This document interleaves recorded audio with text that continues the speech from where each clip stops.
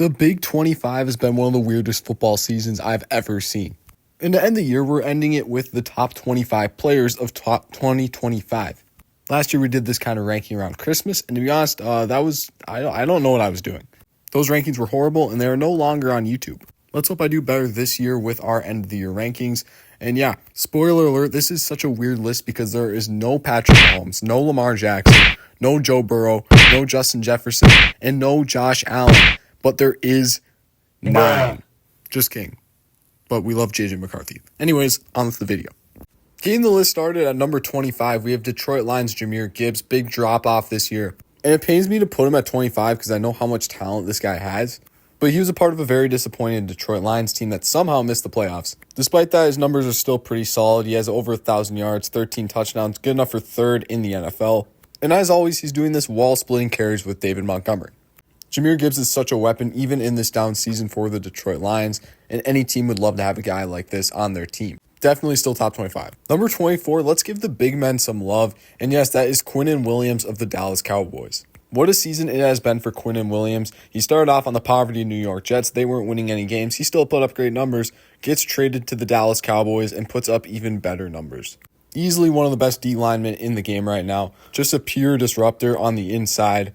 And he's shown that he just does this every year, year in and year out. Quinnen Williams is just one of the best D tackles in football, and the stats show that as well, with an 89.7 PFF grade. Number 23, same as his actual number in real life, we got CMC. Christian McCaffrey is not getting nearly enough praise for what he's been able to do this season. As with the instability of the 49ers passing attack, with Brandon Ayuk falling off an absolute cliff, not being able to stay healthy, CMC has been everything for the 49ers offense. He's been able to stay healthy finally, and was a nice go-to guy for Mac Jones, Brock Purdy, and is a big reason why the 49ers are still in playoff contention. CMC's versatility in the pass and run game is just absolutely amazing for the Niners. Number 22, we have emerging cornerback on the Carolina Panthers, Jaycee Horn. Jaycee Horn has been an absolute monster for Carolina, been the lockdown corner that this defense desperately needed. His only 30 receptions allowed and 14.9 yards per reception allowed is among the best in all of football. This guy's talented, man. He's got the most interceptions in all of football, and some of these interceptions are absolutely jaw-dropping. He is most definitely one of the best cornerbacks in all of football. Not quite in the top 2, but yeah, he's getting close. Coming in at number 21, we have the highest and only tight end on my list, the Arizona Cardinals' Trey McBride. In a season where the Arizona Cardinals were absolutely horrible, Trey McBride has been putting up absolutely bonkers numbers. He has the most tight end receiving yards by a mile and has been everything for the Cardinals offense, as Marvin Harrison Jr. has been very disappointing once again. This guy has more receiving yards than CeeDee Lamb, Zay Flowers, A.J. Brown. He has the third most receptions in all of football and is also tied for third most touchdowns in all. Getting the top 20 started, we have the Cincinnati Bengals wide receiver 1. Of course, it's Ja'Marr Chase. The Bengals have been an absolute dumpster fire this year, whether it's Joe Burrow getting injured or quarterback play just not being that great from Jake Browning, Joe Flacco, you name it. They've lost a lot of games, but that does not matter whatsoever for Ja'Marr Chase. He still is having a very solid season, racking up some of the most receiving yards in all of football, and doing so on the third most receptions in the entire league. With his track record and respectable stats, he's got to be top 20. At 19, back-to-back wide receivers, we have Dallas Cowboys' George Pickens. What a year it has been for George Pickens. I know the lows have been very low for George Pickens. He has had some drop issues, especially recently, but the highs for George Pickens have been something else. At times, especially around Thanksgiving, George Pickens looked like the best wide receiver in football. I still think he's got some of the best hands in the entire league. And yeah, I think he's better than CeeDee Lamb. In year 1 of having a competent quarterback throwing him the ball, George Pickens is third in receiving yards and has 9 touchdowns. What a stud. Man, 18, the ageless wonder, we got none other than Derrick Henry. How are you able to run like this when you're into your mid-30s?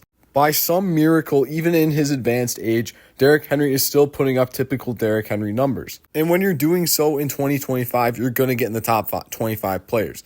This guy is third in rushing yards. He's got 16 touchdowns and could be more if it weren't for John Harbaugh's interesting play calling. He's averaging 5.1 yards per carry, and he's doing so all at the age of 31. Will this guy ever fall off? Coming in at 17, we have Derrick Henry's teammate. We got Kyle Hamilton. Yeah, this guy might be the best safety in the entire league. Kyle Hamilton has a crispy 88.1 PFF grade, which is first among all safeties. This guy's doing it all. He's getting to the quarterback. He's providing great coverage in the secondary and pass defense. He's only allowed 29 receptions. And yeah, he's been everything for a very disappointing Baltimore Ravens defense. He's been a bright spot on this team that might somehow miss the playoffs. And he's just that alpha dog safety any team would want in the NFL. At number 16, we have LA Rams rock Jared Verse. Jared Verse is such a dog and an absolute talent coming off the edge. Year 2 has been very impressive. He's got 7 sacks. He's got 3 forced fumbles. Some of the most tackles in football. Some of the most QB hurries in football. This guy is an absolute stud. He's got the 3rd most hits in the entire league. Aaron Donald's successor is an absolute monster, and the reason why the Rams defense has been pretty solid all year round, I could see this guy being a Defensive Player of the Year candidate years down the line. At number 15, we have Miami Dolphins running back Devon Achane. Sneaky good season from Achane. You wouldn't know it because the Dolphins have been absolutely awful, but Devon Achane has quietly arisen in the ranks of best running backs in all of football. With not only being one of the fastest players in the league, this guy has the 3rd most rushing yards in the league. He's got some of the most all-purpose yards in all of football, and he's just one of the best receiving, rushing dual threats you'll see. Definitely a building block for a Dolphins team that is looking to rebuild after a terrible season with Tua. Number 14, they traded up all those years to get him, and boy, has that trade paid off for the Houston Texans. Yeah, we got Will Anderson. If a certain someone wasn't having an absolute historic season for an edge rusher, Will Anderson could legitimately win Defensive Player of the Year. He has been that good. This Texans defense has been keeping them alive in the season as their offense has stalled out. And Will Anderson has been at the front of all of that success in the trenches, getting to the quarterback. He's been doing it all for this Houston Texans D-line that has been an absolute monster to play against this season. Number 13, you got Pat Surtain, reigning Defensive Player of the Year. The stats are never going to be that eye-popping for Pat Surtain, but that's because this guy is not allowing much to come his way. The Denver Broncos defense has been one of the most elite in all of football, and Pat Surtain is a huge reason why. Surtain Island is real, and quarterbacks are just genuinely not throwing in his direction, which leads to not as many interceptions / pass breakups for Surtain. But yeah, the ball don't lie. This guy is an absolute dog, harassing wide receivers since day one. Number 12, we have Atlanta Falcons stud and Texas Longhorn Bijan Robinson. Ever since Arthur Smith left the building, Bijan Robinson has been an absolute monster in the backfield and catching passes for the Atlanta Falcons. This guy's just uber talented. He's got the 3rd most all-purpose yards in all football, behind 2 kick returners. So essentially, he's got the most all-purpose yards in all football with 2,026 yards. This guy's just a well-balanced player. He's averaging 5 yards per carry. He's got solid stats. He's got solid rushing yards and receiving yards. This guy's a stud. At number 11, we have Dalvin Cook's little brother, James Cook. James Cook has been so good that Josh Allen is getting James Cook merchant allegations. Even though they're not true, James Cook is really that good. James Cook quietly has 1,532 yards. He's averaging 5.3 yards per carry and has been absolutely everything for this Buffalo Bills offense that has been really coming alive later down the stretch and is looking to take back the division from the evil empire that is the New England Patriots. Simply, James Cook is one of the best RBs in football. Kicking off the top 10, we got Dak Prescott of the Dallas Cowboys. In year 1 of the Brian Schottenheimer era, while the Cowboys somehow missed the playoffs, Dak Prescott in the offense has been one of the best in football. Even though their defense finds ways to lose games for the Cowboys, the offense is consistently putting up 30 points a game.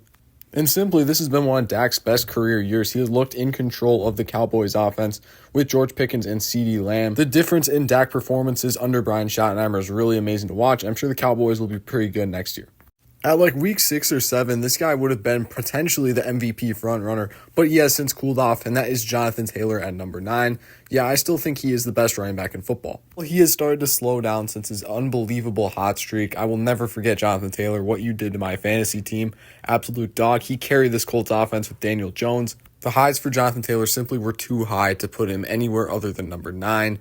Yeah, Jonathan Taylor is on pace to have an all-time great running back season, and he is definitely an absolute dog.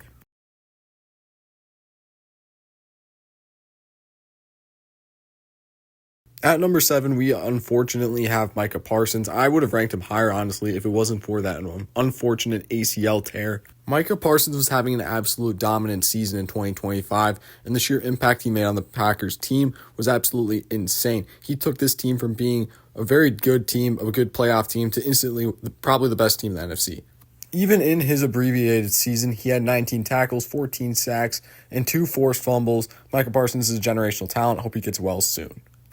At number 6, we have the best cornerback in all of football, and that is Spoon. Devin Witherspoon of the Seattle Seahawks. What a season it has been for the young cornerback. Probably, honestly, would be the Defensive Player of the Year if someone else wasn't having an all-time great season.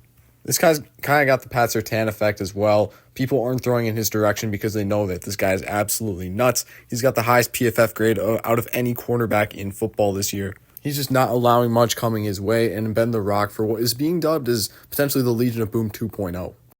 Number 5, we got top quarterback and potential MVP candidate. Yeah, Drake May. This channel has been singing Drake May's praises forever. As you remember, he's a certified dog.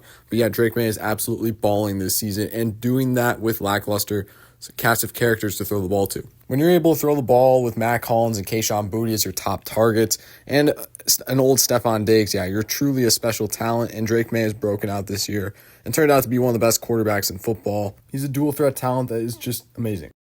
Coming in at number 4, we have Puka Nacua, the second highest rated wide receiver on this list. Yeah, aside from some off-the-field shenanigans, Puka Nacua has had a crazy fantastic season for the LA Rams. His consistency through the years has been generational, and he's proven to be one of the best wide receiver talents in the league. On 114 receptions, the guy has 1,592 yards and 8 receiving touchdowns. This Rams offense has been electric with Matt Stafford playing some of the best ball of his career, and Puka has been a big benefactor. Speaking of Matt Stafford is number 3. Who would have expected Matt Stafford to have one of the best seasons of his career and potentially win his first MVP award in 2025? Stafford has turned back the clock for 40 touchdowns, only to 5 interceptions, and he has thrown over 4,000 yards once again. It's crazy to think because people were wondering if he would retire due to back issues to start the season, but I think the Rams are glad he did not retire, as he has been absolutely hooping in 2025 for the Rams and a reason why they're one of the best teams in the league.